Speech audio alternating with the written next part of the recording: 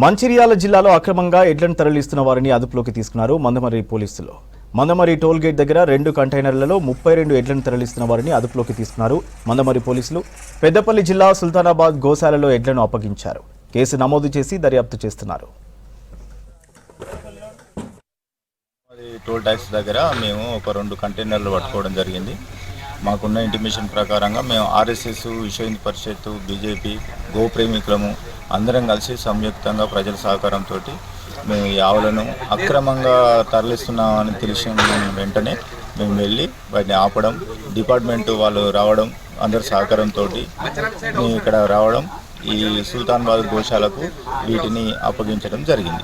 సుల్తానాబాద్లో గత 4 సంవత్సరాల నుంచి గోశాల స్థాపించడం జరిగింది ఒక ఆవుతోని. ఈరోజు ఉదయం 3:30 ప్రాంతంలో మందమర్రి సిఐ గారు, ఎస్ఐ గారి ఆధ్వర్యంలో మా గోశాల రిజిస్ట్రేషన్ కనుక మా గోశాలకు ఆవులను తరలించి మాకు అప్పయిపోయారు. వారికి ధన్యవాదాలు తెలుపుతున్నాము. సుమారుగా 2 కంటైనర్లు, ఒక దాంట్లో 13, ఒక దాంట్లో 19 వచ్చాయి.